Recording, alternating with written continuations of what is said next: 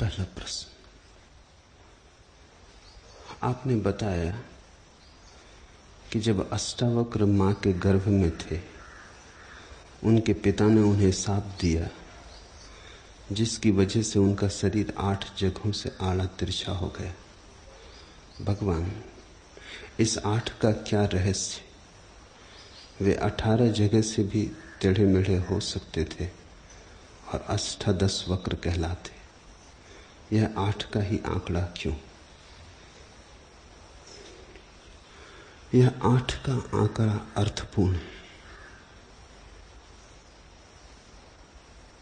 ये छोटी छोटी कहानियां गहरे सांकेतिक अर्थ लिए। इन्हें तुम इतिहास मत समझना। इनका तथ्य से बहुत कम संबंध है। इनका तो भीतर के रहस्यों से संबंध है। 8 का आंकड़ा योग के अष्टांगों से संबंधित है। पतंजलि ने कहा है, 8 अंगों को जो पूरा करेगा, यम, नियम, आसन, प्राणायाम, प्रत्याहार, धारणा, ध्यान, समाधि, वही केवल सत्य को उपलब्ध होगा। ये पिता की नाराजगी, ये पिता का अभिशाप सिर्फ इतनी ही सूचना देता है कि वे 8 अंग जिनसे व्यक्ति परम सत्य को उपलब्ध होता है, मैं तेरे विकृत किए देता हूं। तुम्हें घटना फिर से याद दिला दूं। पिता वेद पाठी थे। वे सुबह रोज उठ के वेद का पाठ करते, ख्याति लब्ध थे। सारे देश में उनका नाम था। बड़े शास्त्रार्थी थे और अष्टावक्र गर्भ में सुनता। एक दिन अचानक बोल पड़ा गर्भ से कि हो गया बहुत, इस तोता रटन से कुछ भी न होगा। जाने बिना सत्य का कोई पता नहीं चलता। पढ़ो कितना ही वेद, शास्त्र सत्य नहीं है। सत्य तो अनुभव से उपलब्ध होता है। पिता नाराज हुए, पिता के अहंकार को चोट लगी। पंडित और पिता दोनों साथ साथ। बेटी की बात बाप माने, ये बड़ी अनहोनी घटना है। नाराज ही होता है। बाप कभी ये मान ही नहीं पाता कि बेटा भी कभी समझदार हो सकता है। बेटा 70 साल का हो जाए तो भी बाप समझता है वो ना समझ। स्वाभाविक है। बेटे और बाप का फासला उतनी बना रहता है जितना शुरू पहले दिन होता है। उसमें कोई अंतर नहीं पड़ता। अगर बाप 20 साल बड़ा है तो वो सदा 20 साल बड़ा होता है। उतना अंतर तो बना ही रहता है। तो बेटे से ज्ञान ले लेना कठिन, फिर पंडित तो और भी कठिनाई। बाप तो सोचता था मैं जानता हूं, और अभी गर्भस्थ शिशु कहने लगा तुम नहीं जानते, ये तो हद हो गई, अभी पैदा भी नहीं हुआ। तो बाप ने अभिशाप दिया होगा। वो अभिशाप ज्ञान के 8 अंगों को नष्ट कर देने वाला है। जिन 8 अंगों से व्यक्ति ज्ञान को उपलब्ध होता है, बाप ने कहा तेरे वे नष्ट हुए। अब देखूं तू कैसे ज्ञान को उपलब्ध होगा। जिस ज्ञान की तू बात कर रहा है, जिस परम ज्ञान की तू घोषणा कर रहा है, अगर शास्त्र से नहीं मिलता सत्य, तो दूसरा एक ही उपाय है कि साधना से मिलता है। तू कहता है शास्त्र से नहीं मिलता है, चल ठीक, साधना के 8 अंग मैं तेरे विकृत किए देता हूं, अब तू कैसे पाएगा? और अष्टावक्र ने फिर भी पाया। अष्टावक्र के सारे उपदेश का सार इतना ही है कि सत्य मिला ही हुआ है। न शास्त्र से मिलता है, न साधना से मिलता है। साधना तो उसके लिए करनी होती है जो मिला ना हो। सत्य तो हम लेकर ही जन्मे। सत्य तो हमारे साथ गर्भ से ही है। सत्य तो हमारा स्वरूप सिद्ध अधिकार है। जन्म सिद्ध भी नहीं, स्वरूप सिद्ध अधिकार। सत्य तो हम हैं ही। इसे मिलने की कोई बात नहीं। 8 जगह से टेढ़ा, चलो कोई हर्जा नहीं, लेकिन सत्य टेढ़ा नहीं होगा। स्वरूप टेढ़ा नहीं होगा, ये शरीर ही इर्छा तिरछा हो जाएगा। साधन की पहुंच शरीर और मन के पार नहीं है। तो तुम अगर इर्छा तिरछे का अभिशाप देते हो तो शरीर तिरछा हो जाएगा, मन तिरछा हो जाएगा, लेकिन मेरी आत्मा को कोई फर्क ना पड़ेगा। यही तो अष्टावक्र ने जनक से कहा कि राजन, आंगन के टेढ़े मेढ़े होने से आकाश तो टेढ़ा मेढ़ा नहीं हो जाता। घड़े के टेढ़े मेढ़े होने से घड़े के भीतर भरा हुआ आकाश तो टेढ़ा मेढ़ा नहीं हो जाता। मेरी तरफ देखो सीधे, न शरीर को देखो न मन को। अष्टावक्र की पूरी देशना यही है कि न शास्त्र से मिलता न साधना से मिलता। इसलिए तो मैंने बार बार तुम्हें याद दिलाया कि कृष्णमूर्ति की जो देशना है वही अष्टावक्र की है। कृष्णमूर्ति की भी देशना यही है कि न शास्त्र से मिलता न साधना से मिलता। तुम घबरा के पूछते हो तो फिर कैसे मिलेगा? देशना यही है कि कैसे की बात ही पूछना गलत है, मिला ही हुआ है। जो मिला ही हुआ है, पूछना कैसे मिलेगा, असंगत प्रश्न पूछना है।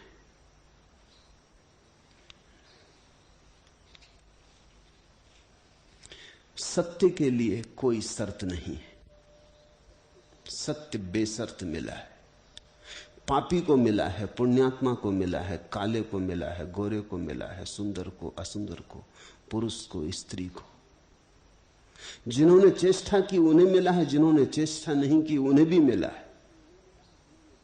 किन्हीं को प्रयास से मिल गया है, किन्हीं को प्रसाद से मिल गया है। न तो प्रयास जरूरी है न प्रसाद की मांग जरूरी है, क्योंकि सत्य मिला ही हुआ है। खिलता है रात में बेला, प्रभात में सतदल, नहीं है अपेक्षित स्फुटन के लिए उजाला अंधेरा, जागे जिस क्षण चेतना वही सवेरा। बेला खिल जाता रात में, सतदल खिलता है सुबह प्रभात में। खिलने के लिए न तो रात है न दिन है। जाग जाता आदमी हर स्थिति में। सवेरा ही जागने के लिए जरूरी नहीं है, आधी रात में भी आदमी जाग जाता है। खिलता है रात में बेला, प्रभात में सतदल, नहीं है अपेक्षित स्फुटन के लिए उजाला अंधेरा, जागे जिस क्षण चेतना वही सवेरा। और जागना है तो जागने के लिए कुछ भी और करना जरूरी नहीं है, सिर्फ जागना ही जरूरी है। आंख खोलना जरूरी है। आंख की पलक में ही सब छिपा है, आंख की ओट में ही सब छिपा है। कभी तुमने देखा आंख में छोटी सी किरकिरी चली जाती, रेत का एक टुकड़ा चला जाता, कचरा चला जाता और आंख की देखने की क्षमता समाप्त हो जाती। ऐसे आंख हिमालय को भी समा लेती है।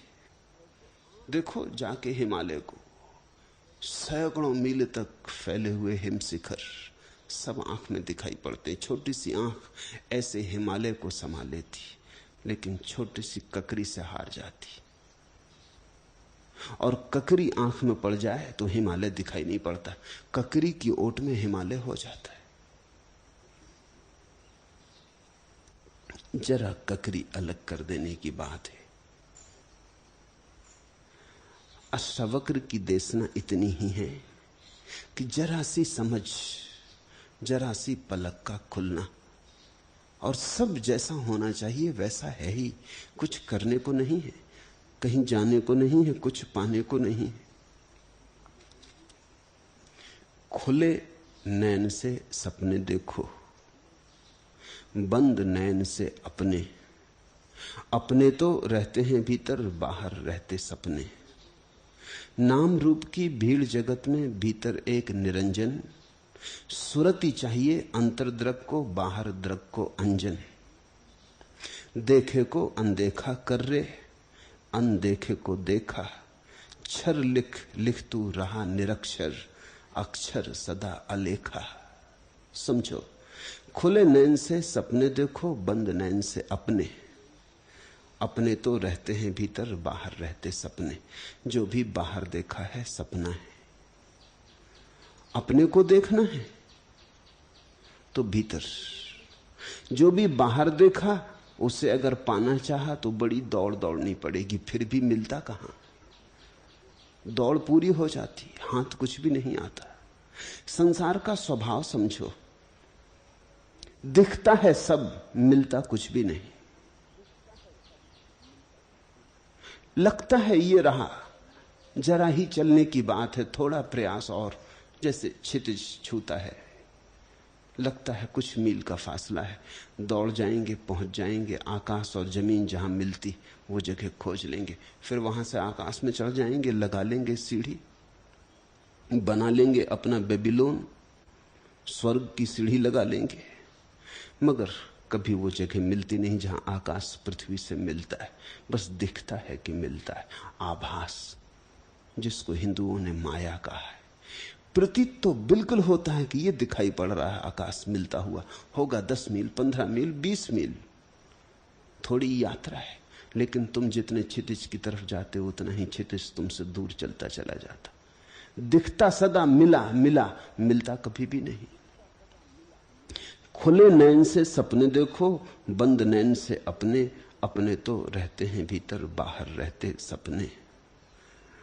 बाहर लगता है मिल जाएगा और मिलता कभी नहीं, और भीतर लगता है कैसे मिलेगा और मिला ही हुआ है। ठीक संसार से विपरीत अवस्था है भीतर की। संसार देखनी हो तो आंखें बाहर खोलो, सत्य देखना हो तो आंखें भीतर खोलो। बाहर से आंख बंद करने का कुल इतना ही अर्थ है कि भीतर देखो। नाम रूप की भीड़ जगत में भीतर एक निरंजन। सुरति चाहिए अंतर्द्रक को, बाहर द्रक को अंजन। बाहर ठीक ठीक देखना हो तो आंख में हम काजल आंचते, अंजन लगाते। बुढ़िया का काजल लगा लेते ना। बाहर ठीक ठीक देखना हो, भीतर देखना हो तो भी बूढ़ों ने एक काजल इजाद किया है, उसको कहते सुरति, स्मृति, जागृति, समाधि। नाम रूप की भीड़ जगत में भीतर एक निरंजन। सुरति चाहिए अंतर्द्रक को, बाहर द्रक को अंजन। बाहर ठीक देखना हो, आंज लो आंख, ठीक ठीक दिखाई पड़ेगा। भीतर ठीक ठीक देखना हो तो एक ही अंजन है, निरंजन ही अंजन है। वहां तो एक ही बात स्मरण करने जैसी है, वहां तो एक ही प्रश्न जगाने जैसा है कि मैं कौन हूं। वहां तो एक ही बोध उठने लगे सब तरफ से कि मैं कौन हूं। एक ही प्रश्न गूंजने लगे प्राणों में कि मैं कौन हूं। धीरे धीरे इसी प्रश्न की चोट पड़ते पड़ते पड़ते भीतर के द्वार खुल जाते। ये चोट तो ऐसी है जैसे कोई हथौड़ी मारता हो। मैं कौन हूं, मैं कौन हूं। उत्तर मत देना, क्योंकि उत्तर बाहर से आएगा। तुमने जल्दी से पूछा मैं कौन हूं और कहा अहम ब्रह्मास्मि, आ गया उपनिषद बीच में। तुम उत्तर मत देना, तुम तो सिर्फ पूछते ही चले जाना। एक ऐसी घड़ी आएगी प्रश्न भी गिर जाएगा, और जहां प्रश्न गिर जाता है, जहां प्रश्न गिर जाता है वहीं उत्तर है। फिर तुम ऐसा कहते नहीं कि अहम ब्रह्मास्मि, ऐसा तुम जानते हो, ऐसा तुम अनुभव करते हो।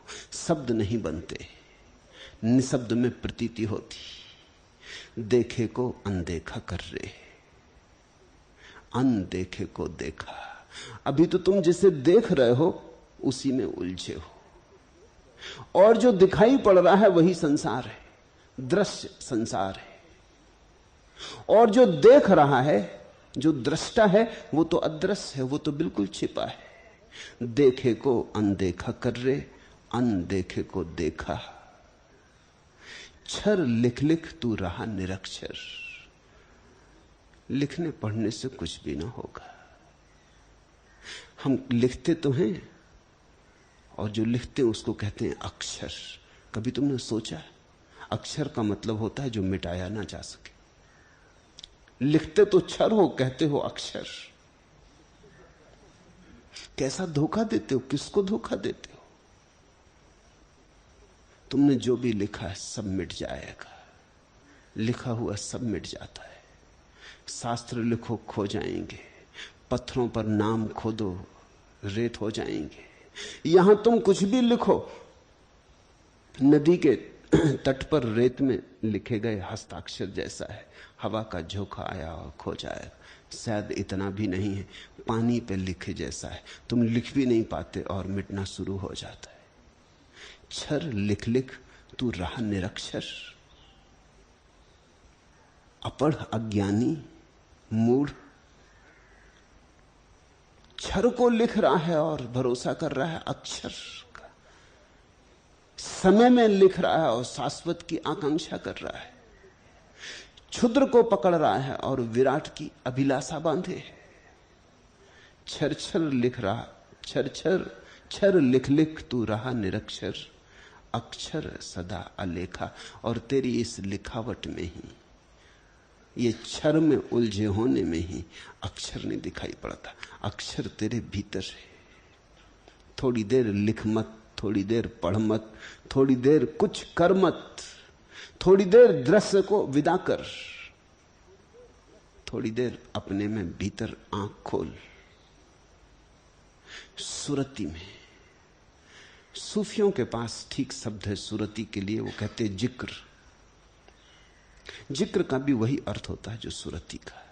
जिक्र का अर्थ होता है स्मरण, याददाश्त। चलो बैठे, प्रभु का जिक्र करें, उसकी याद करें, जिसको हिंदू नाम स्मरण कहते। नाम स्मरण का मतलब ही नहीं होता कि बैठ के राम राम राम राम करते रहे। अगर राम राम करने से शुरू भी होता है राम का स्मरण, तो भी समाप्त नहीं होता।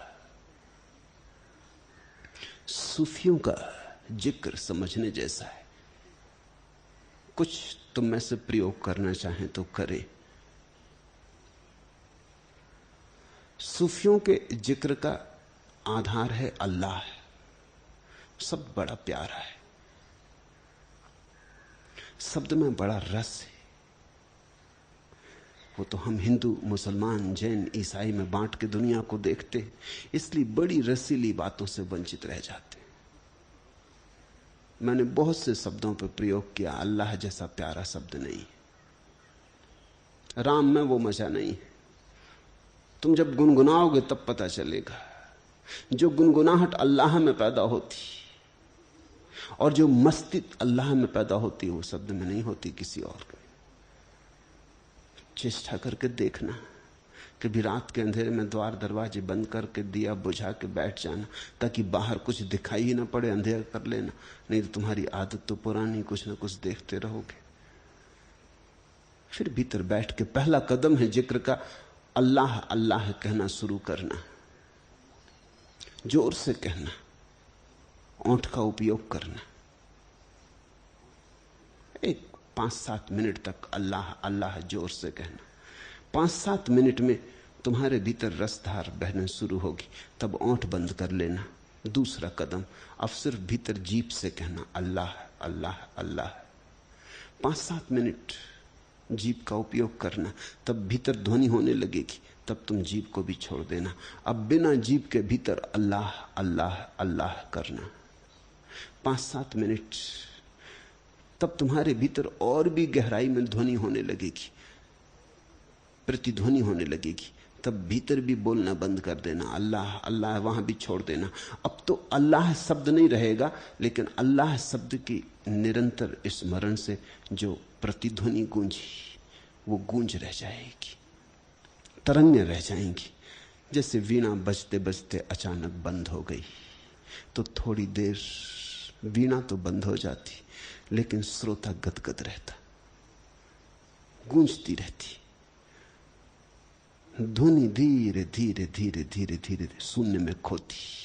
तो तुमने अगर 15-20 मिनट अल्लाह का स्मरण किया, पहले ओंठों से, फिर जीभ से, फिर बिना जीभ के, तो तुम उस जगह आ जाओगे जहां 2-4-5 मिनट के लिए अल्लाह की गूंज गूंजती रहेगी। तुम्हारे भीतर जैसे रोआ रोआ अल्लाह करेगा, तुम उसे सुनते रहना, धीरे धीरे वह गूंज भी खो जाएगी और तब जो शेष रह जाता है वही अल्लाह है। तब जो शेष रह जाता है वही राम है। शब्द भी नहीं बचता, शब्द की अनुगूंज भी नहीं बचती, एक महाशून्य रह जाता है। सुरति, राम शब्द का उपयोग करो उससे भी हो जाएगा, ओम शब्द का उपयोग करो उससे भी हो जाएगा, लेकिन अल्लाह निश्चित ही बहुत रसपूर्ण है।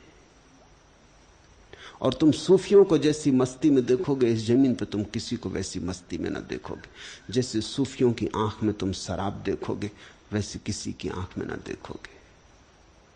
हिंदू सन्यासी ओमकार का पाठ करता रहता है लेकिन उसकी आंख में नशा नहीं होता, मस्ती नहीं होती।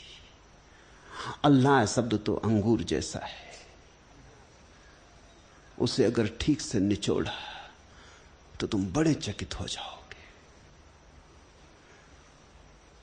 तुम चलने लगोगे नाचते हुए, तुम्हारे जीवन में एक गुनगुनाहट आ जाएगी।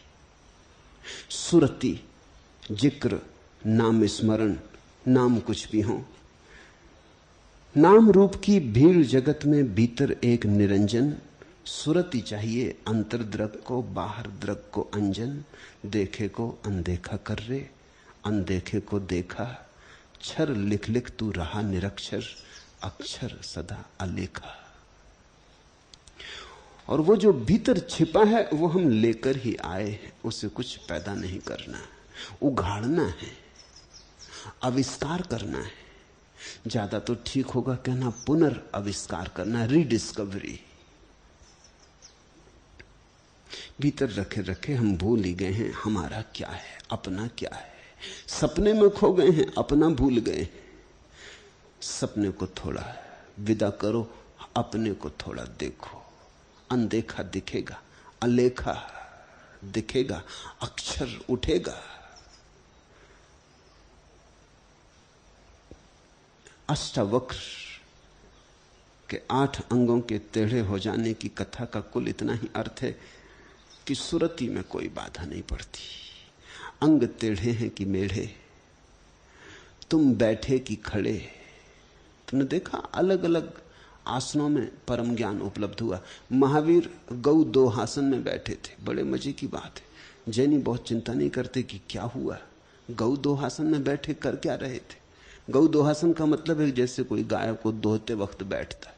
न तो गाय थी, न दोहने का कोई कारण था उनको। गौ दोहासन में बैठे थे, उस वक्त उन्हें परम ज्ञान उपलब्ध हुआ। अब गौ दोहासन कोई बहुत सुंदर आसन नहीं है, तुम बैठ के देख लेना।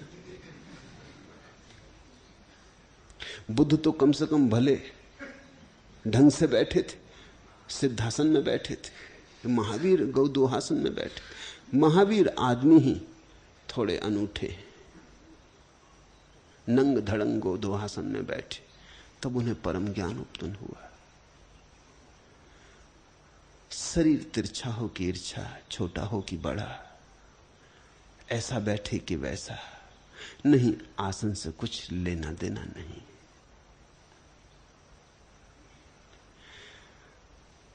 मन की दशा पुण्य की हो कि पाप की, अच्छा करने की हो कि बुरा करने की, इससे भी कुछ लेना देना नहीं है। अष्टावक्र का मौलिक सूत्र केवल इतना है कि तुम अगर साक्षी हो सको, तिरछा शरीर है तो तिरछे शरीर के साक्षी, और मन अगर पाप में उलझा है तो पाप में उलझे मन के साक्षी। तुम अगर साक्षी हो सको, दूर खड़े होकर देख सको शरीर और मन को, तो घटना घट जाएगी। 8 अंगों से टेढ़े होने का अर्थ है योग के अष्टांगों का कोई उपाय ना था। तुम पक्का समझो, अगर अष्टावक्र किसी योगी के पास जाते और कहते कि मुझे योग में दीक्षित करो, तो वो हाथ जोड़ लेता, कहता महाराज आप हमें क्यों मुसीबत में डालते, ये नहीं हो सकता। आप और योगासन कैसे करेंगे? एक अंग सीधा करने की कोशिश करेंगे, 7 अंग तिरछे हो जाएंगे।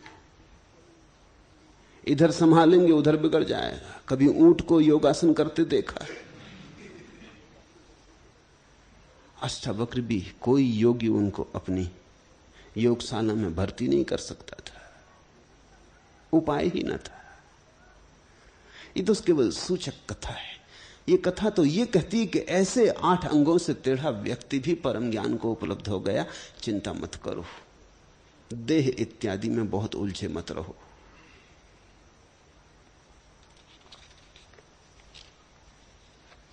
दूसरा प्रश्न, स्वामी रामतीर्थ का एक शेर है,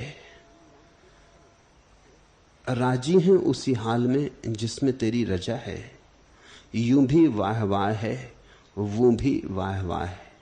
लेकिन अपने राम को तो ऐसा लगता है यूं भी गड़बड़ी है और वो भी गड़बड़ी है, यूं भी झंझटे हैं और वो भी झंझटे हैं। अब आपका क्या कहना है? मैं न तो रामतीर्थ से राजी हूं न तुम्हारे राम से। एक है जीवन के प्रति विधायक पॉजिटिव दृष्टिकोण, एक है जीवन के प्रति नकारात्मक नेगेटिव दृष्टिकोण। जब रामतीर्थ कहते हैं राजी हैं उसी हाल में जिसमें तेरी रजा है, तो उन्होंने जीवन को एक विधायक दृष्टि से देखा। कांटे नहीं गिने, फूल गिने, रातें नहीं गिनी, दिन गिने। अगर रामतीर्थ से तुम पूछो तो वो कहेंगे 2 दिनों के बीच में एक छोटी सी रात होती।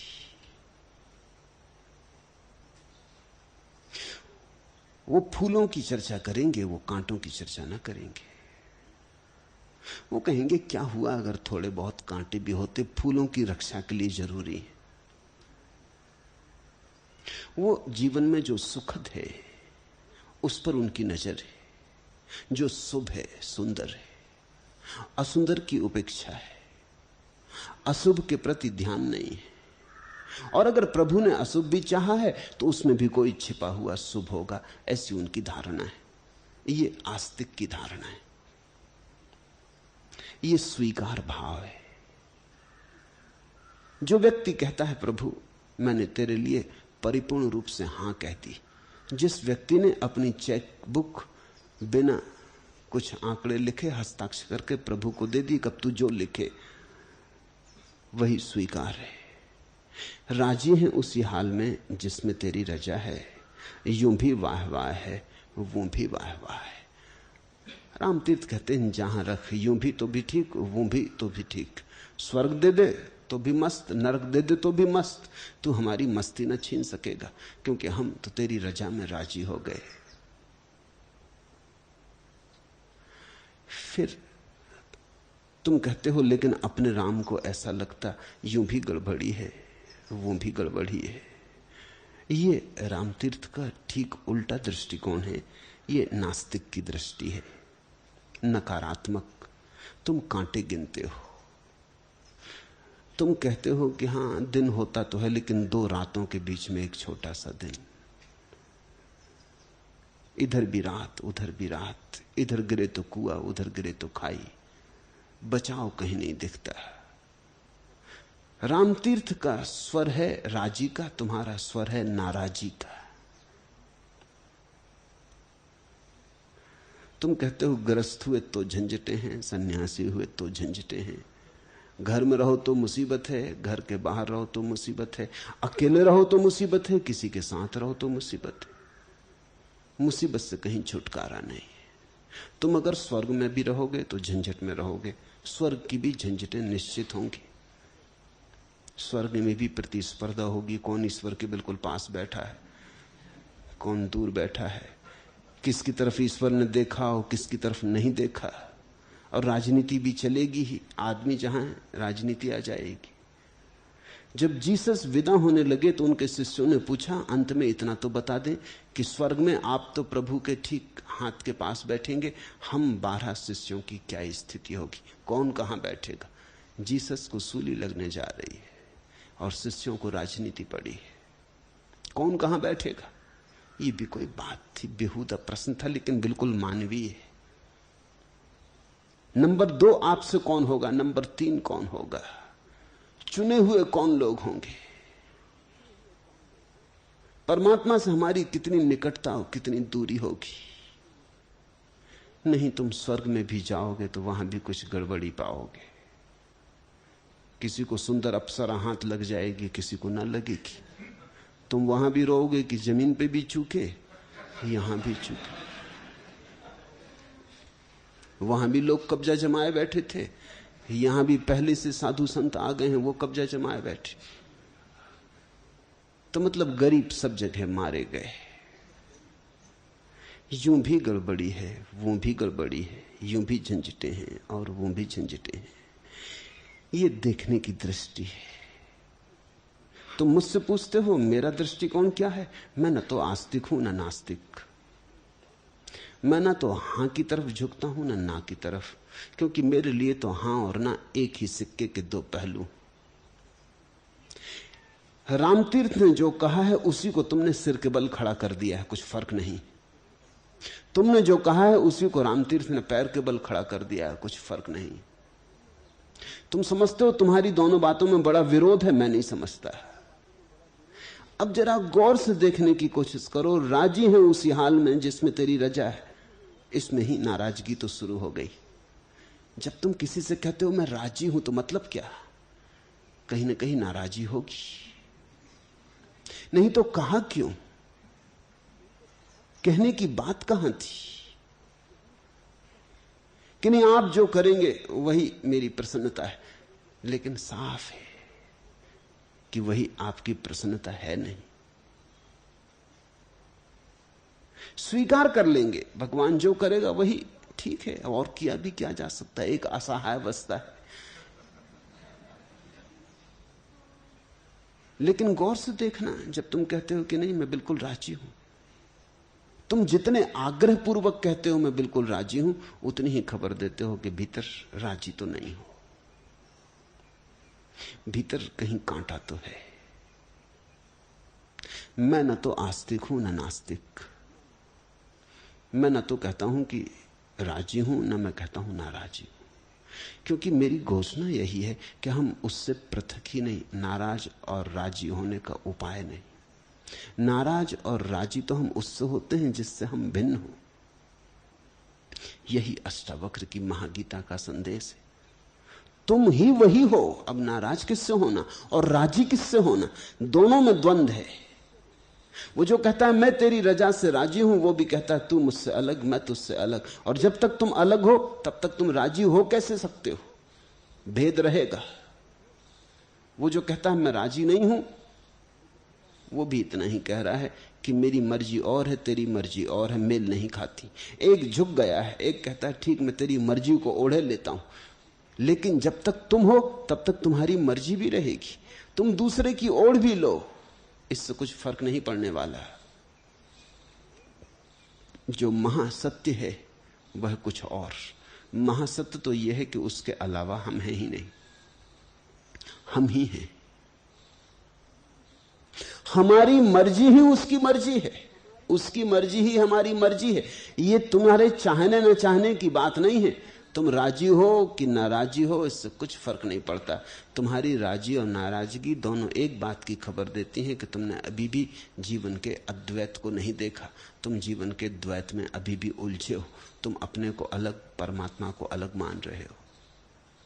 यहां उपाय ही नहीं है, किसको हां कहो किसको ना कहो। एक सूफी फकीर परमात्मा से प्रार्थना करता था रोज 40 वर्षों तक कि प्रभु तेरी मर्जी पूरी हो, तू जो चाहे वही हो। 40वें वर्ष कहते हैं प्रभु ने उसे दर्शन दिया और कहा बहुत हो गया, 40 साल से तू एक ही बकवास लगाया हो कि जो तेरी मर्जी हो वही पूरी हो। एक दफा कह दिया बात खत्म हो गई थी, अभी 40 साल से इसी बात को दोहराया जा रहा है। जरूर तू नाराज है, जरूर तू शिकायत कर रहा है बड़े सज्जनोचित ढंग से, बड़े शिष्टाचार पूर्वक, लेकिन तू रोज मुझे याद दिला देता है कि ध्यान रखना राजी तो मैं नहीं हूं। अब ठीक है, मजबूरी है, तुम्हारे हाथ में ताकत है और मैं तो निर्बल। अच्छा तो राजी हूं, जो मर्जी। जो मर्जी व्यवस्था से उठ रहा है, एक जबरदस्ती झुकाए जा रहे हैं। जिससे कोई जबरदस्ती तुम्हारी गर्दन झुका दे और तुम कुछ भी ना कर पाओ तो तुम कहो ठीक जो मर्जी, लेकिन तुमने परमात्मा को अन्य तो मान ही लिया। परमात्मा अनन्य है, वही है, हम नहीं हैं, या हम ही हैं वह नहीं है। दो नहीं है, एक बात पक्की, मैं और तू ऐसे दो नहीं है। या तो मैं ही हूं अगर ज्ञान की भाषा बोलनी हो, अगर भक्त की भाषा बोलनी हो तो तू ही है। मगर एक बात पक्की है कि एक ही है। तो फिर क्या सार है, क्या अर्थ है? हां कहो कि ना कहो, किससे कह रहे हो? अपने से ही कह रहे हो।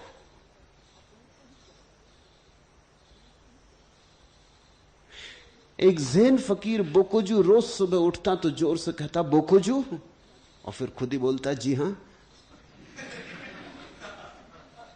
कहिए क्या आज्ञा है। फिर कहता कि देखो ध्यान रखना बुद्ध के नियमों का कोई उल्लंघन ना हो। वो कहता जी हुजूर ध्यान रखेंगे, कोई भूल चूक ना हो, स्मरण पूर्वक जीना, दिन फिर हो गया। वो कहता बिल्कुल ख्याल रखेंगे। उसके एक शिष्य ने सुना कि ये क्या पागलपन है, ये किससे कह रहा है? बोकुजू इसी का नाम है। सुबह उठकर रोज रोज ये कहता है बोकुजू, और फिर कहता है जी हां, कहिए क्या कहना है। उस शिष्य ने कहा कि महाराज इसका राज मुझे समझा दे। बोकुजू हंसने लगा। उसने कहा यही सत्य है, यहां दो कहां, यहां हम ही आज्ञा देने वाले हैं, हम ही आज्ञा मानने वाले हैं। यहां हम ही सृष्टा हैं और हम ही सृष्टि, हम ही है प्रश्न और हम ही है उत्तर, यहां दूसरा नहीं है। इसलिए तुम इसको मजाक मत समझना। बोकुजू ने कहा यह जीवन का यथार्थ है। तुम मुझसे पूछते हो मेरा क्या उत्तर है, मैं यही कहूंगा एक है, दो नहीं है, अद्वय है। इसलिए तुम नकारात्मक के भी पार उठो और विधायक के भी पार उठो, तभी अध्यात्म शुरू होता है। फर्क को समझ लेना, नकारात्मक यानी नास्तिक, अकारात्मक यानी आस्तिक, और नकार और अकार दोनों के जो पार है वो आध्यात्मिक। अध्यात्म आस्तिकता से बड़ी ऊंची बात है। आस्तिकता तो वहीं चलती है जहां नास्तिकता चलती है, उन दोनों की भूमि भिन्न नहीं है। एक ना कहता एक हां कहता, लेकिन दोनों मानते हैं कि परमात्मा को हां और ना कहा जा सकता है, हमसे भिन्न है। अध्यात्म कहता है परमात्मा तुमसे भिन्न नहीं, तुम ही हो। अब क्या हां और ना, जो है। राजी हूं नाराजी हूं ये बात ही मत उठाओ, इसमें तो अज्ञान आ गया। तुम मुझसे पूछते हो मैं क्या कहूं, मैं कहूंगा जो है। कांटा है तो कांटा है, फूल है तो फूल है। न तो मैं नाराज हूं न मैं राजी हूं। जो है उससे अन्यथा नहीं हो सकता, अन्यथा करने की कोई चाह भी नहीं। जैसा है उसमें ही जी लेना। अष्टावक्र ने कहा यथा प्राप्त जो है उसमें ही जी लेना, उसको सहज भाव से जी लेना, नानुच न करना, शोरगुल न मचाना, आस्तिक नास्तिकता को बीच में न लाना। यही परम अध्यात्म है।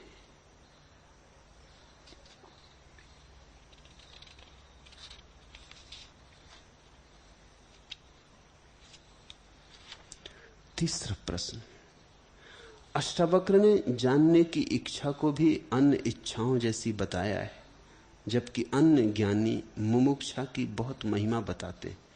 कृपा पूर्वक इस पर प्रकाश डालें। मुमुक्षा का पहले तो अर्थ समझ लें। मुमुक्षा तुम्हारी सारी आकांक्षाओं का संग्रहित होकर परमात्मा की ओर उन्मुख हो जाना है। जैसे छोटी छोटी आकांक्षाओं की नदियां हैं, छोटे छोटे झरने हैं, छोटी छोटी सरिताएं हैं, नाले हैं, ये सब गिर के गंगा बन जाती और गंगा सागर की तरफ दौड़ पड़ती। तुम धन पाना चाहते हो, तुम पद पाना चाहते हो, तुम सुंदर होना चाहते, स्वस्थ होना चाहते, प्रतिष्ठित होना चाहते, ऐसी हजार हजार आकांक्षाएं।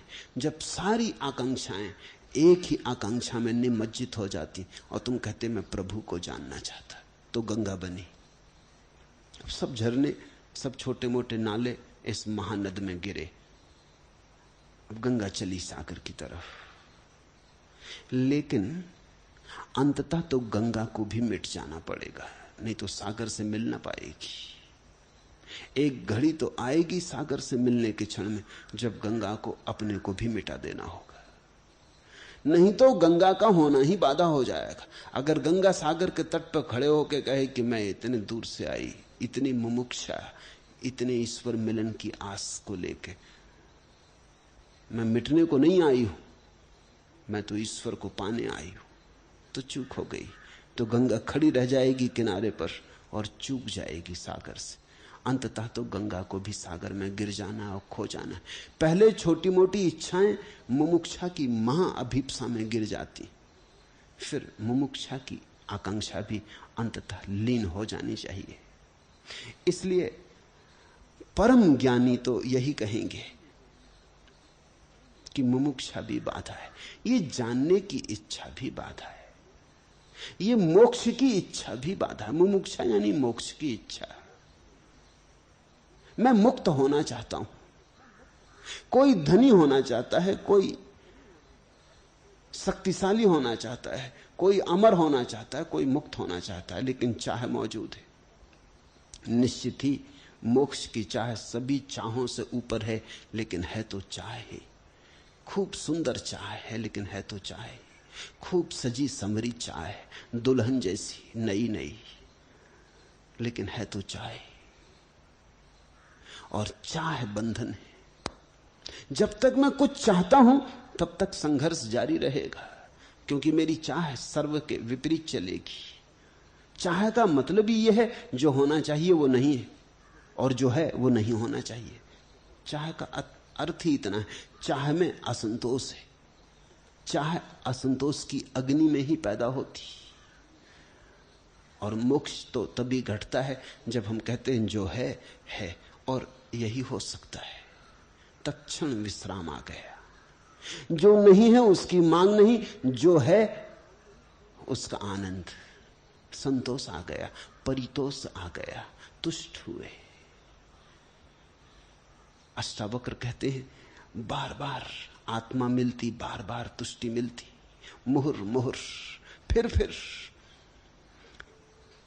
जैसे जैसे संतोष घना होता है फिर और बड़ी शांति बरसती, और संतोष घना होता है और बड़ा आनंद बरसता, और शांति गहन होती है और परमात्मा उतरता। मुहुर मुहुर, फिर बार बार, पुनः पुनः, और कोई अंत नहीं इस यात्रा का। तो मुमुक्षा परमात्मा के द्वार तक तो ले जाती है, लेकिन फिर द्वार पर अटका लेती। अंततः मुमुक्षा को भी छोड़ देना होगा। अंततः सब चाह छोड़ देनी होगी, उसमें मुमुक्षा की चाह भी सम्मिलित है। अगर मुक्त होना है तो मुक्ति की आकांक्षा भी छोड़ देनी होगी, लेकिन जल्दी मत करना। पहले तो गंगा बनाओ, पहले तो और सब आकांक्षाओं को मुक्ति की आकांक्षा में समाविष्ट कर दो, एक ही आकांक्षा प्रज्वलित रह जाए। मन हजार तरफ दौड़ रहा है, वो एक ही तरफ दौड़ने लगे। मन में अभी खंड खंड है, न मालूम कितनी मांगे हैं, एक ही मांग रह जाए। एक ही मांग रह जाएगी तो तुम एकजुट हो जाओगे, तुम्हारे भीतर एक योग फलित होगा, तुम्हारे खंड समाप्त हो जाएंगे, तुम अखंड बनोगे। फिर जब तुम पूरे अखंड हो जाओ तो अब तुम नैवेद्य बन गए। अब तुम जाके परमात्मा के चरणों में अपनी अखंडता को समर्पित कर देना। अब तुम कहना अब कुछ भी नहीं चाहिए, अब ये सब चाह, ये जानने की, मोक्ष की, तुझे खोजने की, ये भी तेरे चरणों में रख देते। गंगा उसी क्षण सागर में सरक जाती, उसी क्षण सागर हो जाती।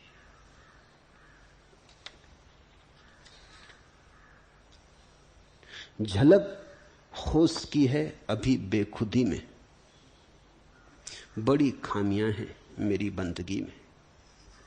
झलक होश की है अभी बेखुदी में, बड़ी खामियां हैं मेरी बंदगी में। अगर तुम्हें इतना भी होश रह गया कि मैं बेहोश हूं, तो अभी बंदगी पूरी नहीं हुई, अभी प्रार्थना पूरी नहीं हुई। तुम अगर राह पर मदमाते मस्त होकर चलने लगे, लेकिन इतना ख्याल रहा कि देखो कितना मस्त हूं, तो मस्ती अभी पूरी नहीं। मस्ती तो तभी पूरी होती जब मस्ती का भी ख्याल नहीं रह जाता। मोक्ष तो तभी पूरा होता है जब मोक्ष की भी आकांक्षा नहीं रह जाती। झलक होश की है अभी बेखुदी में, बड़ी खामियां हैं मेरी बंदगी में। कैसे कहूं कि खत्म हुई मंजिले फना, इतनी खबर तो है कि मुझे कुछ खबर नहीं। अगर इतनी भी खबर रह गई भीतर की मुझे कुछ खबर नहीं, तो काफी है बंधन, काफी अड़चन, काफी अवरोध। और ध्यान रखना, बड़े बड़े अवरोध तो आदमी आसानी से पार कर जाता है, छोटे अवरोध असली अड़चन देते। धन पाना है, ये आकांक्षा तो बड़ी क्षुद्र है, इसको हम मोक्ष पाने की आकांक्षा में समाविष्ट कर दे सकते हैं। बड़ी आकांक्षा इसकी जगह रख देते हैं, मोक्ष पाने की आकांक्षा। सब विकृत, सब कुरूप धीरे धीरे सुंदर हो जाता है। मोक्ष की धारणा ही सौंदर्य की धारणा है, सब प्रसादपूर्ण हो जाता है। तब तो पता भी नहीं चलता कि कोई दुख है, कोई पीड़ा है। फिर तो इतनी छोटी बाधा रह जाती है, पारदर्शी, दिखाई भी नहीं पड़ती। अगर ईंट पत्थर की दीवार चारों तरफ हो तो दिखाई पड़ती। कांच की दीवार, शुद्ध कांच की दीवार, इस स्फटिक मणियों से बनी, कुछ बाधा नहीं मालूम पड़ती, आर पार दिखाई पड़ता है, दीवार का पता ही नहीं चलता। लेकिन दीवार अभी है, अगर निकलने की कोशिश की तो सिर टकराएगा। मुमुक्षा कांच की दीवार है, दिखाई भी नहीं पड़ती। संसारी की तो वासनाएं बड़ी क्षुद्र हैं, स्थूल हैं, पत्थरों जैसी हैं। सन्यासी की आकांक्षा बड़ी सूक्ष्म है, बड़ी पारदर्शी है और बड़ी सुंदर है, अटका ले सकती है। अगर तुम्हें इतनी भी याद रह गई कि मुक्त होना है, तो तुम अभी मुक्त नहीं हुए। और मुक्त होना है, यह वासना अगर मन में बनी है, तो तुम मुक्त हो भी ना सकोगे। क्योंकि मुक्त होने का कुल इतना ही अर्थ होता है कि अब कोई चाह ना रही, मगर ये तो एक चाह बची, और इस चाह में तो सभी बच गया। इसलिए अष्टावक्र ने बड़ी क्रांतिकारी बात कही, काम अर्थ से तो मुक्त होना ही, धर्म से भी मुक्त होना। ऐसा कोई सूत्र किसी ग्रंथ में नहीं है। अर्थ और काम से मुक्त होने को सबने कहा है, धर्म से भी मुक्त होने को किसी ने नहीं कहा है। अष्टावक्र उस संबंध में बिल्कुल मौलिक और अनूठे। वो कहते हैं धर्म से भी मुक्त होना, नहीं तो धर्म ही बाधा बन जाएगा। अंततः तो सभी चाह गिर जानी चाहिए। कैसे कहूं कि खत्म हुई मंजिले फना। मंजिले फना का अर्थ होता है शून्य हो जाना। कैसे कहूं कि खत्म हुई मंजिले फना, कैसे कहूं कि मैं शून्य हो गया। इतनी खबर तो है कि मुझे कुछ खबर नहीं, इतनी बाधा तो अभी बनी है। इतनी खबर है मुझे कि मुझे कुछ खबर नहीं, मगर इतना काफी है। इतनी दीवार पर्याप्त है, इतनी दीवार चुका देगी।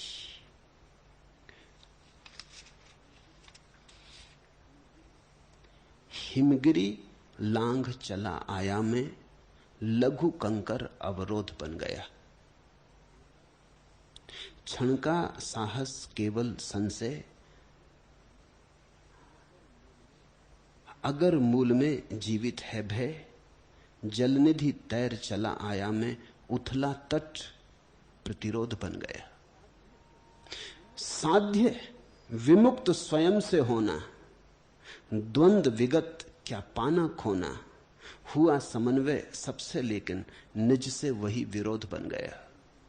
सूक्ष्म ग्रंथि में यह रेशम मन, सुलझाने में उलझा चेतन, क्रिया अहम से इतनी दूषित, शोधन ही प्रतिशोध बन गया। हिमगिरी लांघ चला आया में, लघु कंकर अवरोध बन गया।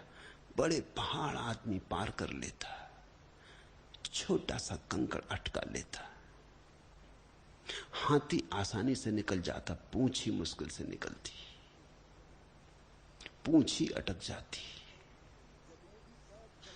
जलनिधि तैर चला आया में, उथला तट प्रतिरोध बन गया। बहुत लोग हैं जो सागर तो तैर जाते हैं, फिर किनारे से उलझ जाते। महावीर के जीवन में बड़ा मीठा उल्लेख है। महावीर का प्रधान शिष्य था गौतम गणधर। वो वर्षों महावीर के साथ रहा, लेकिन मुक्त ना हो सका। वो सबसे ज्यादा प्रखर बुद्धि व्यक्ति था महावीर के शिष्यों में। उसकी बेचैनी बहुत थी, वो बहुत मुक्त होना चाहता था। उसकी आकांक्षा में कोई कमी न थी, और वो सोचता था अब और क्या करूं। सब दांव पे लगा दिया, सब जीवन आहुति बना दिया, अब मोक्ष क्यों नहीं हो रहा है। लेकिन यह बात उसकी समझ में नहीं आती थी कि यही बात बाधा बन रही। ये जो आग्रह है, ये जो आकांक्षा है कि मोक्ष क्यों नहीं हो रहा, यही बेचैनी, यही तनाव खड़ा कर रही। ये मोक्ष की आकांक्षा भी अहंकार जन्य है। ये अहंकार का आखिरी खेल है। अब वो मोक्ष के नाम पर खेल रहा है।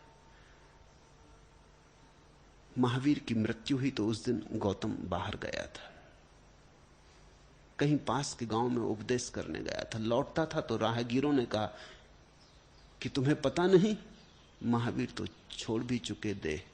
तो वो वहीं रोने लगा। रोते रोते उसने इतना पूछा राहगीरों से कि मेरे लिए कोई अंतिम संदेश छोड़ा है, क्योंकि वो निकटतम शिष्य था और महावीर की उसने अथक सेवा की थी और सब दांव पर लगाया था। फिर भी कुछ अड़चन थी कि समझ में नहीं आता था क्यों अटका है। तो उन्होंने कहा हम तो समझ नहीं पाए कि उपदेश का क्या अर्थ है, क्या संदेश का अर्थ है। उन्होंने छोड़ा जरूर है, वचन हमें याद है, वो हम कह देते, हमें अर्थ मालूम नहीं। अर्थ तुम हमसे पूछना भी मत, तुम जानो और वो जाने। इतना ही उन्होंने कहा कि हे गौतम, तू पूरी नदी तो तैर गया, अब किनारे पे क्यों रुक गया है। और कहते हैं ये सुनते ही गौतम ज्ञान को उपलब्ध हो गया, ये सुनते ही मोक्ष घट गया। हिमगिरी लांग चला आया में, लघु कंकर अवरोध बन गया। जलनिधि तैर चला आया में, उथला तट प्रतिरोध बन गया। आदमी पूरा सागर तैर जाता, फिर सोचता अब तो किनारा आ गया, किनारे को पकड़ कर रुक जाता। किनारे को भी छोड़ना पड़े, सब छोड़ना पड़े, छोड़ना भी छोड़ना पड़े, तभी तुम बचोगे अपने शुद्धतम रूप में निरंजन। तभी तुम्हारा मोक्ष प्रकट होता है।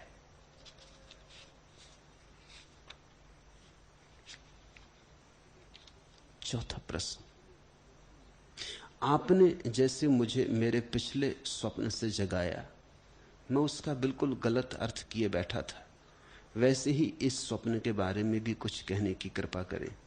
पहले मैं अक्सर स्वप्न देखता था कि भीड़ में, सभा में, समाज में अचानक नग्न हो गया हूं और उससे मैं बहुत चौंक उठता था।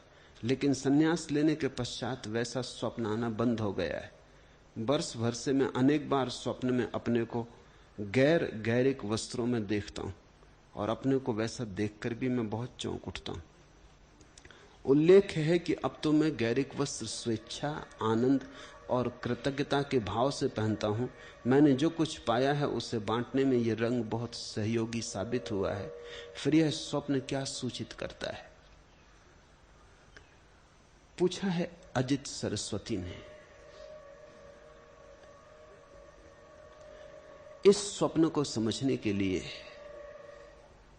आधुनिक मनोविज्ञान को कार्ल गुस्ताव जुंग के द्वारा दी गई एक धारणा समझनी होगी।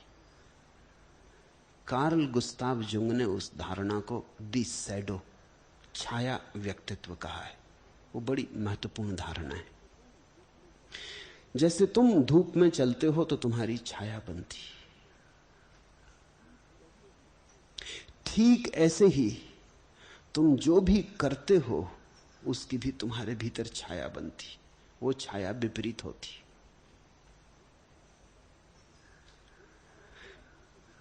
वो छाया सदा तुमसे विपरीत होती।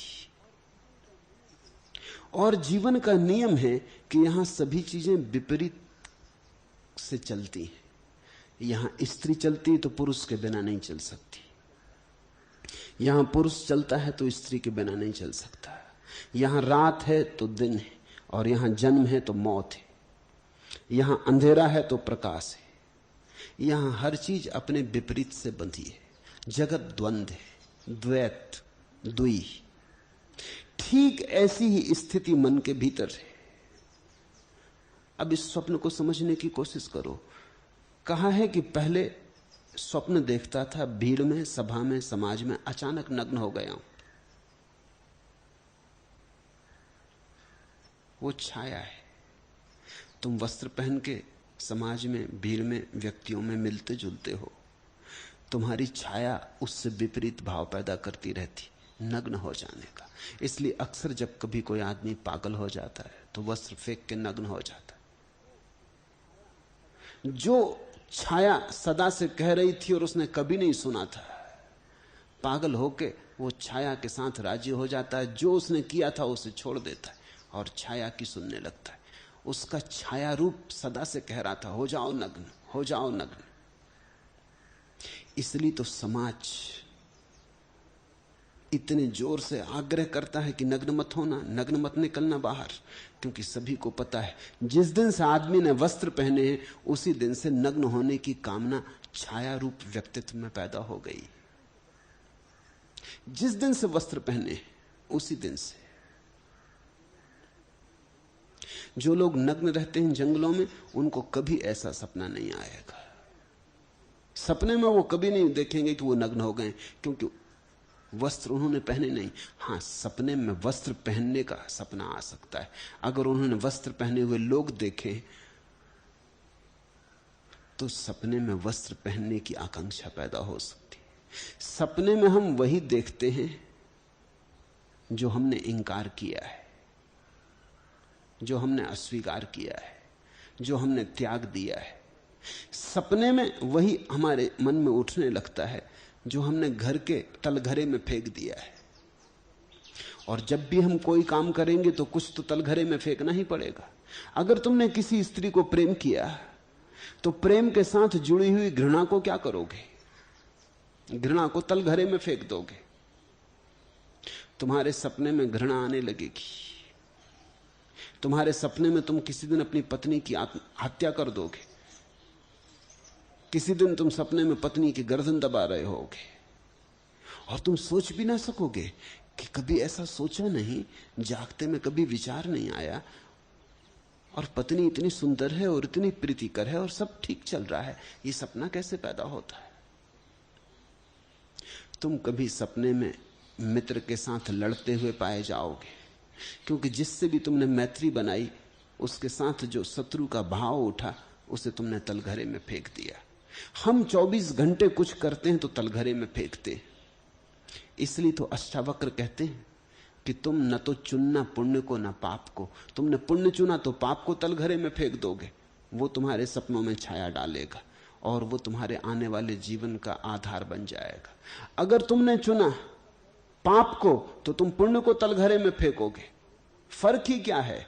जिसको हम पुण्यात्मा कहते हैं उस आदमी ने पाप को भीतर दबा लिया है, पुण्य को बाहर प्रकट कर दिया है।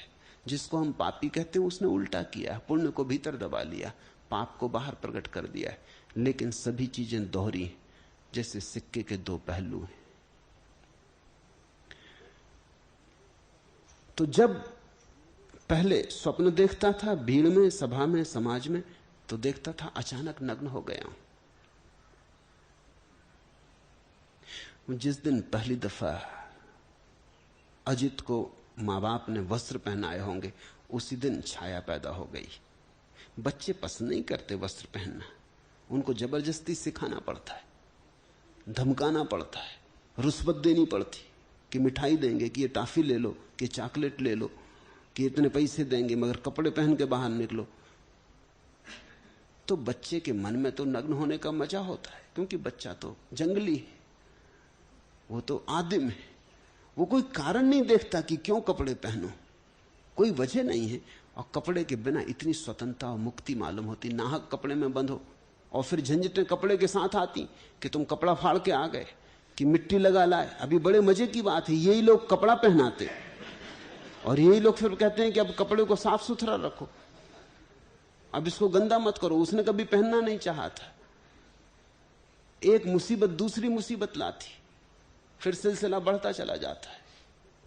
फिर अच्छे कपड़े पहनो, फिर सुंदर कपड़े पहनो, फिर सुसंस्कृत कपड़े पहनो, प्रतिष्ठा योग, फिर ये जाल बढ़ता जाता है। धीरे धीरे वो जो मन में बचपन में नग्न होने की स्वतंत्रता थी, वो तलघर में पड़ जाती। वो कभी कभी सपनों में छाया डालेगी, वो कभी कभी कहेगी कि क्या उलझन में पड़े हो, कैसा मजा था तब, खेलते थे, कूदते थे, नाचते थे, पानी में उतर गए तो फिक्र नहीं, वर्षा हो गई तो खड़े हैं फिक्र नहीं, रेत में लोटे तो फिक्र नहीं। इन कपड़ों ने तो जान ले ली, इन कपड़ों से मिला तो कुछ भी नहीं, खोया बहुत कुछ। तो वो भीतर दबी हुई आकांक्षा उठाती होगी, वो कहती छोड़ दो, अब तो छोड़ो, बहुत हो गया, क्या पाया, वस्त्र ही वस्त्र रह गए, आत्मा तो गंवा दी, स्वतंत्रता गंवा दी। इसलिए सपने में नग्न हो जाते रहे होगे। फिर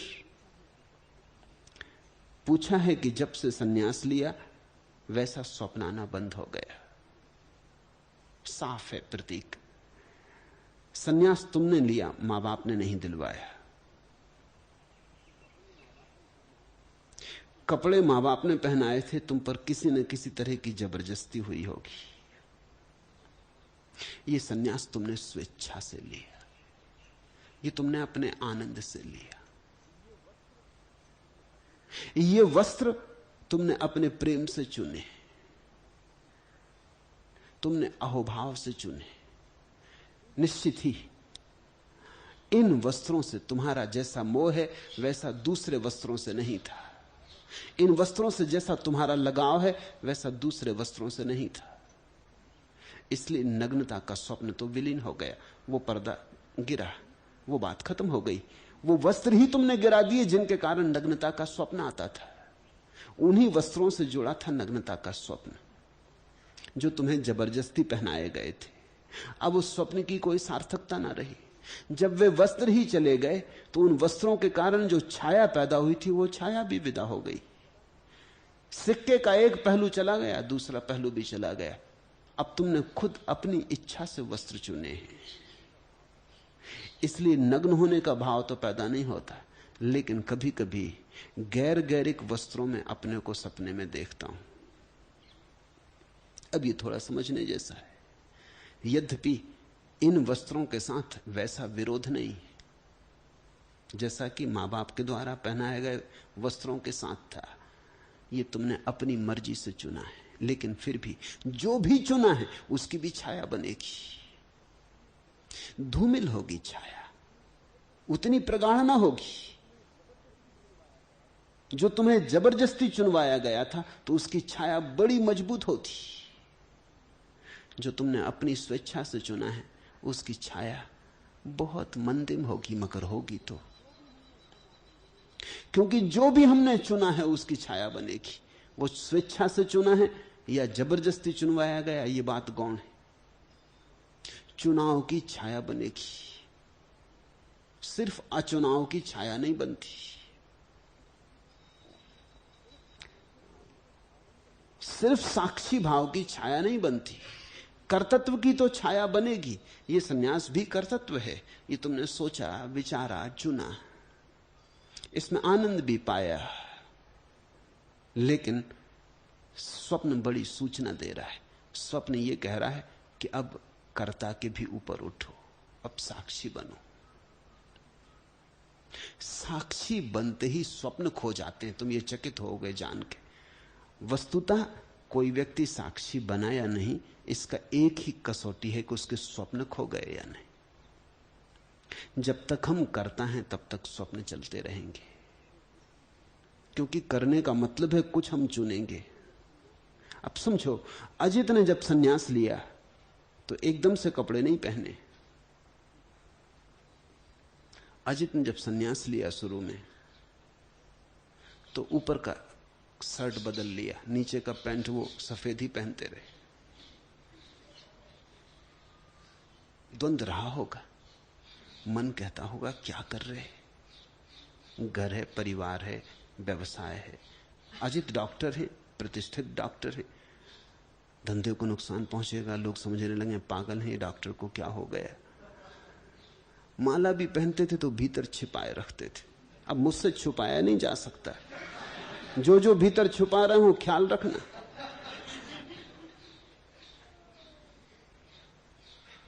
उसको भीतर छुपाए रखते थे। फिर धीरे धीरे हिम्मत जुटाई, माला बाहर आई। जब भी मुझे मिलते तो मैं उनसे कहता रहता कि अब कब तक ऐसा करोगे, अब ये पैंट भी गेरुआ कर डालो। वो कहते करूंगा करूंगा। धीरे धीरे ऐसा कोई 2-3 साल लगे होंगे। तो 2-3 साल जो मन डमाडोल रहा उसकी छाया है भीतर।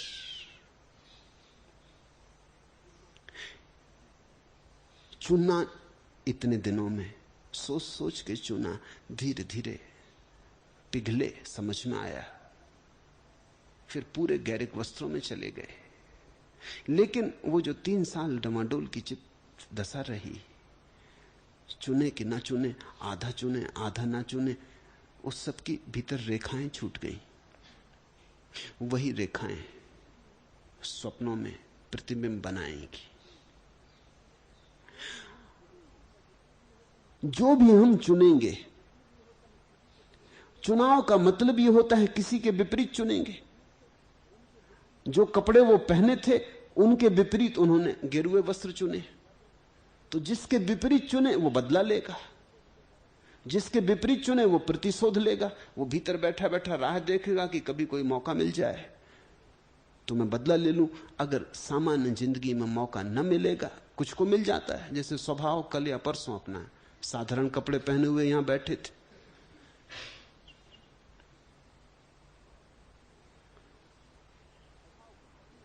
अगर तो स्वभाव को सपना नहीं आएगा, ये बात पक्की। सपने की कोई जरूरत नहीं, वो बेईमानी जागने में कर जाते हैं, सपने की क्या जरूरत। जब धोखा जागने में दे देते हो तो फिर सपने का कोई सवाल नहीं रह जाता। स्वभाव को सपना नहीं आने वाला, मगर ये उनका दुर्भाग्य है। ये अजित का सौभाग्य है कि सपना आ रहा है। इससे एक बात पक्की है कि जागने में धोखा नहीं चल रहा है, तो सपने में छाया बन रही। अब इस सपने की छाया के भी पार जाना है। इसके पार जाने का एक ही उपाय है, इसे स्वीकार कर लो।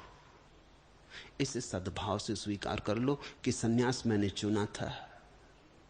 इसे बोधपूर्वक अंगीकार कर लो कि सन्यास मैंने चुना था। पुराने कपड़ों से लड़ लड़ के चुना था, तो पुराने कपड़ों के प्रति कहीं कोई दबी आसक्ति भीतर रह गई।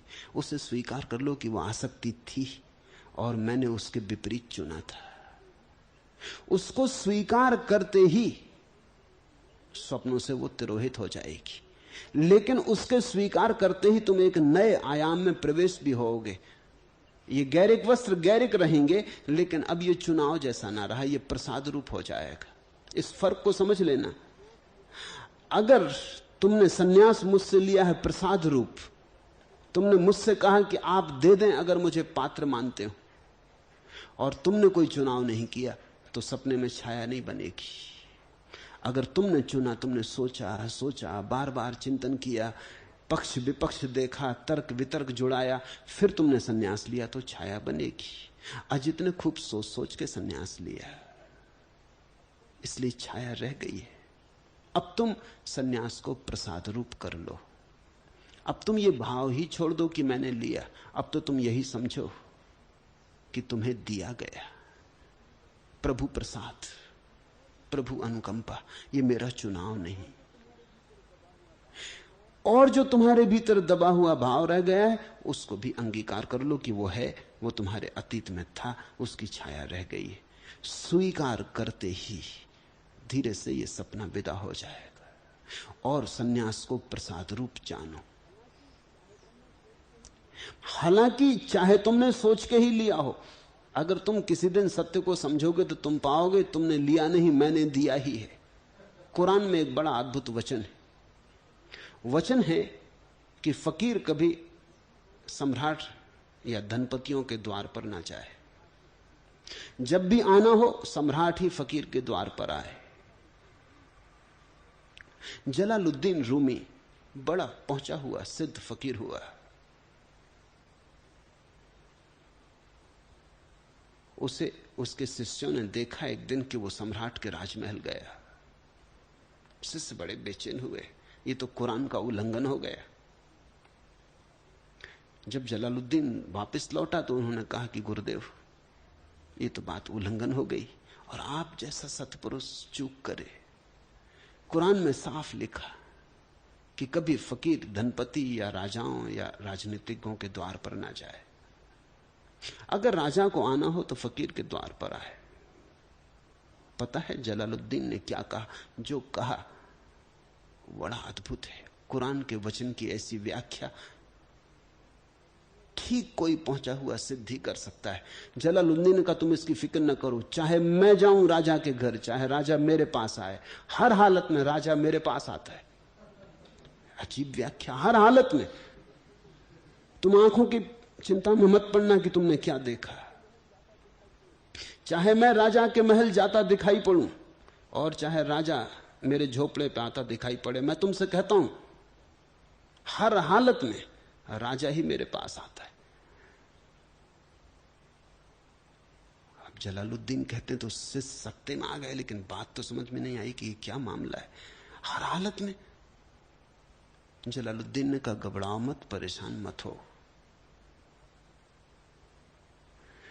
कभी मैं राजा के द्वार पर जाता हूं क्योंकि वो हिम्मत नहीं जुटा पा रहा आने की।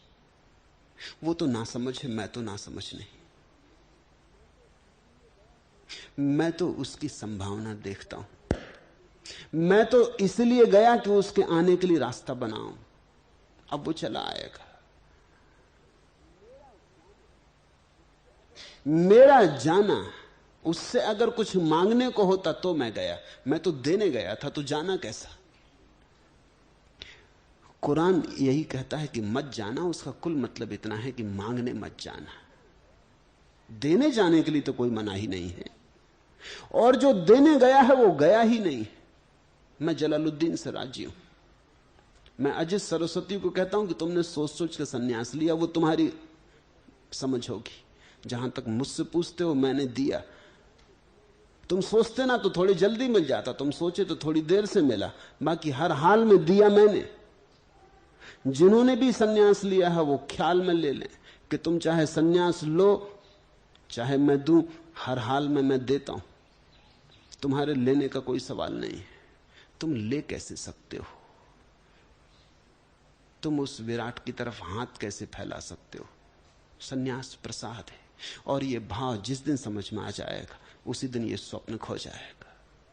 इसमें थोड़ा कर्तृत्व भाव बचा है, उतनी ही अड़चन है।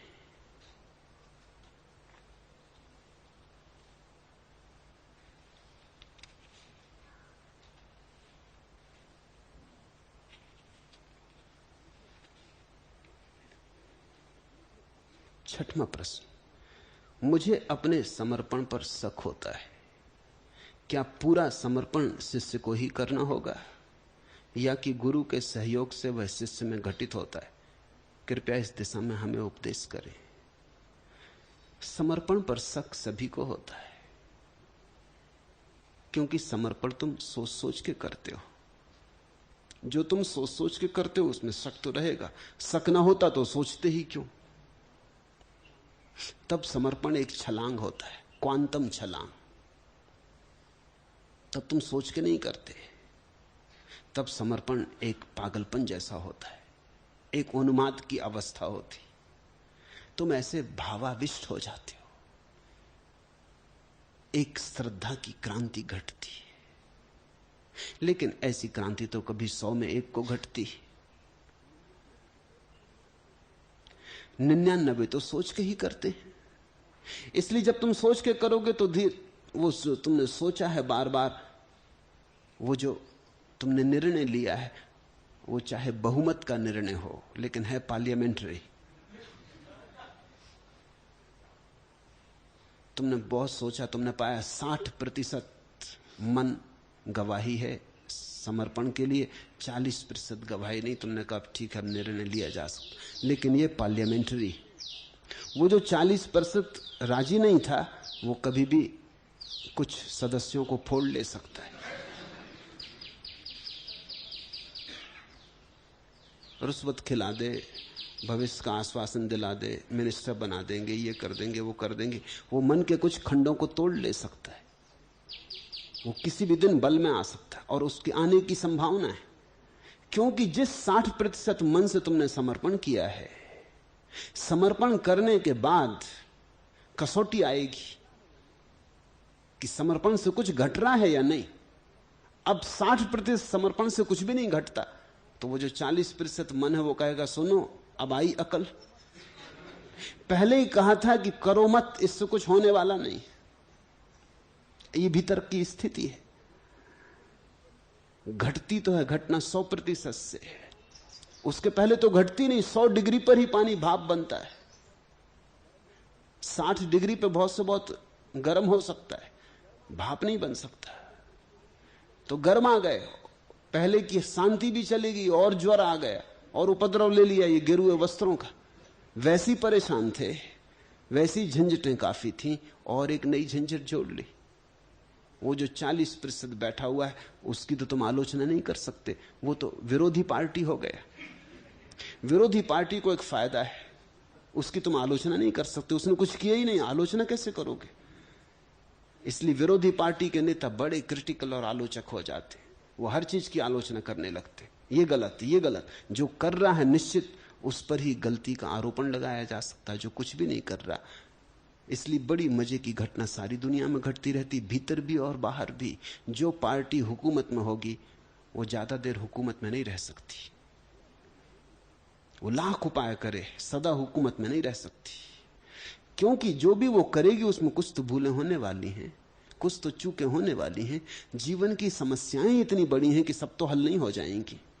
जो नहीं हल होंगी विरोधी पार्टी उन्हीं की तरफ इशारा करती रहेगी कि इसका क्या, इस संबंध में क्या, कुछ भी नहीं हुआ, बर्बाद हो गया मुल्क। तो लोग धीरे धीरे विरोधी की बात सुनने लगेंगे कि बात तो ठीक ही कह रहा है। विरोधी का बल बढ़ जाता है। जैसे ही विरोधी सत्ता में आया बस उसका बल टूटना शुरू हो जाता है। सत्ताधिकारी सत्ता में आते से कमजोर होने लगता है, गैर सत्ताधिकारी सत्ता के बाहर रह के शक्तिशाली होने लगता है। इसलिए दुनिया में राजनीतिज्ञों का एक खेल चलता रहता है।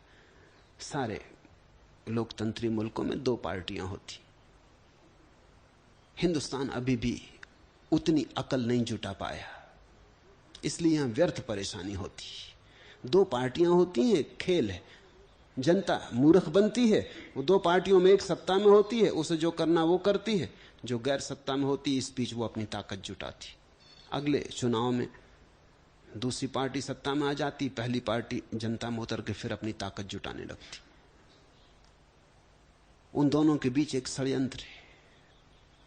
एक सत्ता में होता है, दूसरा आलोचक हो जाता है। और जनता की स्मृति तो बड़ी कमजोर है, वो पूछती नहीं कि तुम जब सत्ता में थे तब तुमने ये आलोचना नहीं की, अब तुम आलोचना करने लगे, यही काम तुम कर रहे थे, लेकिन तब सब ठीक था, अब सब गलत हो गया। और ये जो कह रहे हैं सब गलत हो गया, जब सत्ता में पहुंच जाएंगे तब फिर सब ठीक हो जाएगा। इनके सत्ता में होने से सब ठीक हो जाता है, इनके सत्ता में न होने से सब गलत हो जाता है। इनकी मौजूदगी जैसे शुभ और इनकी गैर मौजूदगी अशुभ है। यही घटना मन के भीतर घटती है। जो मन का हिस्सा कहता था मत करो समर्पण, मत लो संन्यास, वो बैठ कर देखता, अच्छा, वो कहता ले लिया, ठीक, अब क्या हुआ।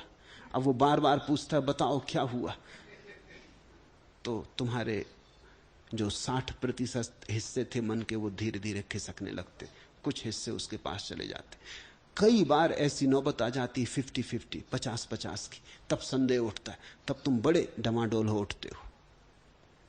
कभी कभी ऐसा भी हो सकता है कि हालत उल्टी हो जाए, समर्पण के पक्ष में 40 हिस्से रह जाएं और विपरीत में 60 हिस्से हो जाएं, तो तुम सन्यास छोड़ के भागने की आकांक्षा करने लगते हो। मुझे अपने समर्पण पे शक होता है। समर्पण किया है तो शक होगा ही, क्योंकि समर्पण किया नहीं जा सकता, समर्पण होता है। ये तो प्रेम जैसी घटना है, किसी से प्रेम हो गया, तुम ये थोड़ी कहते हो कि प्रेम किया, हो गया। तो मेरे पास भी दो तरह के सन्यासी हैं, एक जिन्होंने समर्पण किया है, उनको तो शक सदा रहेगा, एक जिनका समर्पण हो गया है, शक की बात ही ना रही। ये कोई पार्लियामेंट्री निर्णय न था, ये कोई बहुमत से किया न था, ये तो सर्वमत से हुआ था, ये तो पूरे की पूरी दीवानगी में हुआ था। उसको मैं क्वांटम छलांग कहता हूं। वो प्रक्रिया नहीं है सीढ़ी सीढ़ी जाने की, वो छलांग है। तो जिन मित्र ने पूछा है उन्होंने सोच के किया होगा। सोच के करो तो पूरा हो नहीं पाता, पूरा होना तो कुछ हाथ में नहीं आता, हाथ में ना आए तो संदेह उठते हैं। फिर पूछा है कि क्या पूरा समर्पण शिष्य को ही करना होता है? समर्पण करना ही नहीं होता, समर्पण तो समझ की अभिव्यक्ति है, होता है। तुम सुनते रहो मुझे, पीते रहो मुझे, बने रहो मेरे पास, बने रहो मेरी छाया में, धीरे धीरे धीरे धीरे एक दिन तुम अचानक पाओगे समर्पण हो गया। तुम सोचो मत इसके लिए कि करना है, कि कैसे करें, कब करें, तुम हिसाब ही मत रखो। ये तुम तो सिर्फ बने रहो। सत्संग का स्वाभाविक परिणाम समर्पण है। न तो शिष्य को करना होता, न गुरु को करना होता। गुरु तो कुछ करते ही नहीं, उसकी मौजूदगी काफी है। शिष्य भी कुछ ना करे, बस सिर्फ मौजूद रहे गुरु की मौजूदगी में। इन दो मौजूदगियों का मेल हो जाए, ये दोनों उपस्थितियां एक दूसरे में समाविष्ट होने लगे, ये सीमाएं थोड़ी छूट जाएं, एक दूसरे में प्रवेश कर जाएं, अतिक्रमण हो जाए, मेरे और तुम्हारे बीच फासला कम होता जाए। सुनते सुनते, बैठते बैठते, निकट आते आते कोई धुन तुम्हारे भीतर बजने लगे। ना तो मैं बजाता हूं, न तुम बजाते हो, निकटता में बजती है।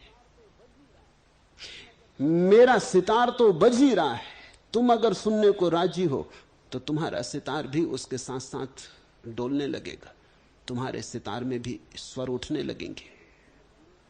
तो न तो शिष्य करता समर्पण, न गुरु करवाता। जो गुरु समर्पण करवाए वो असद गुरु है, और जो शिष्य समर्पण करे उसे शिष्यत्व का कोई पता नहीं। समर्पण दोनों के बीच घटता है। जब दोनों परम एकात्म में हो जाते, गुरु तो मिटा ही है, जब शिष्य भी उसके पास बैठते बैठते बैठते बैठते मिटने लगता, पिघलने लगता, समर्पण घटता है। या कि गुरु के सहयोग से वह शिष्य में घटित होता, न कोई सहयोग है। गुरु कुछ भी नहीं करता। अगर गुरु कुछ भी करता हो तो वो तुम्हारा दुश्मन है, क्योंकि उसका हर करना तुम्हें गुलाम बना लेगा। उसके करने पर तुम निर्भर हो जाओगे। किसी के करने से मोक्ष नहीं आने वाला है। गुरु कुछ करता ही नहीं, गुरु तो एक खाली स्थान तुम्हें देता है। गुरु तो अपनी मौजूदगी तुम्हारे सामने खोल देता है, अपने को खोल देता है। गुरु तो एक द्वार है। द्वार में कुछ भी तो नहीं होता, दीवार भी नहीं होती। द्वार का मतलब ही है खाली। तुम उसमें से भीतर जा सकते हो। तुम अगर डरो ना, तुम अगर सोचो विचारो ना, तो धीरे से द्वार तुम्हें बुला रहा है। तुमने देखा, खुला द्वार एक निमंत्रण है। खुले द्वार को देख के तुम अगर उसके पास से निकलो तो भीतर जाने का मन होता। अगर तुम हिम्मत जुटा लो और खुले द्वार का निमंत्रण मान लो तो गुरु गुरुद्वारा हो गया, उसी से तुम प्रविष्ट हो जाते हो। गुरु कुछ करता नहीं, गुरु कैटालिटिक एजेंट है। उसकी मौजूदगी कुछ करती, गुरु कुछ भी नहीं करता। और मौजूदगी तभी कर सकती है जब तुम करने दो, तुम मौका दो, तुम अवसर दो, तुम अपनी अकड़ छोड़ो, तुम थोड़े अपने को शिथिल करो, विश्राम में छोड़ो। जो है वो तो तुम्हारे भीतर है, गुरु की मौजूदगी में तुम्हें पता चलने लगता। फिरा अपनी ही गंध से अंध कस्तूरा, वन वन उत्सका अज्ञान, बन गया व्याध का संधान। फिरा अपनी ही गंध से अंध कस्तूरा, कस्तूरी कुंडल बसे। वो कस्तूरा फिरता है पागल अंधा बना, अपनी ही गंध से फिरा, अपनी ही गंध से अंध कस्तूरा। दौड़ता फिरता भागता कि कहां से गंध आती, गंध पुकारती। ये गंध जो तुम मुझ में देख रहे हो, ये तुम्हारी गंध है। ये स्वर जो तुमने मुझ में सुना है, ये तुम्हारे ही सोए प्राणों का स्वर है। फिरा अपनी ही गंध से अंध कस्तूरा, वन वन उत्स का अज्ञान, बन गया व्याध का संधान। जो मारने वाला छिपा है व्याध कहीं, उसके हाथ में अचानक कस्तूरा आ जाता है। कस्तूरा अपना ही खोजने निकला था। तुम भी न मालूम कितने व्याधों के संधान बन गए हो, कभी धन के, कभी पद के, कभी प्रतिष्ठा के। न मालूम कितने तीर तुम में चुभ गए और तुम भटक रहे हो खोजते अपने को। फिरा कस्तूरा अपनी ही गंध से अंध, अपनी ही गंध का पता नहीं, भागते फिरते हो। अकारण संसार के हजार हजार तीर छिदते हैं और तुम्हारे हृदय को छलनी कर जाते। सदगुरु का इतना ही अर्थ है जिसकी मौजूदगी में तुम्हें पता चले कि कस्तूरी कुंडल बसे, वो तुम्हारे भीतर बसी है।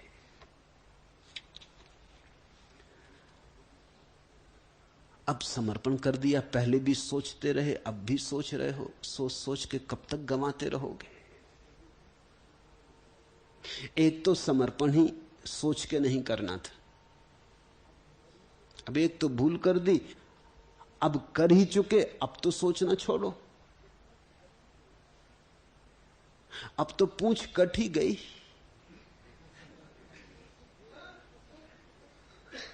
अब तो उसे जोड़ लेने के सपने छोड़ो।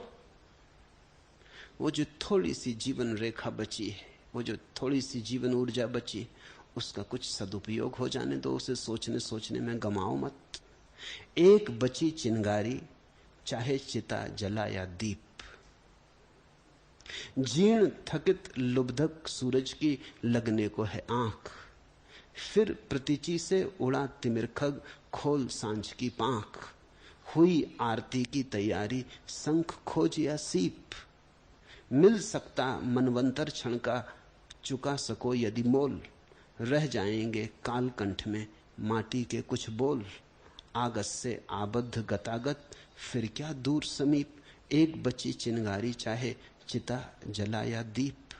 थोड़ी सी जो जीवन ऊर्जा बची है, इसे तुम चिता के जलाने के ही काम में लाओगे या दिया भी जलाना है? हो गया सोच विचार बहुत। अब इस सारी ऊर्जा को बहने दो समर्पण में। आओ निकट, आओ समीप, ताकि जो मेरे भीतर हुआ है वो तुम्हारे भीतर भी संक्रामक हो उठे। एक बची चिंगारी, चाहे चिता जला या दीप। हुई आरती की तैयारी, शंख खोज या सीप।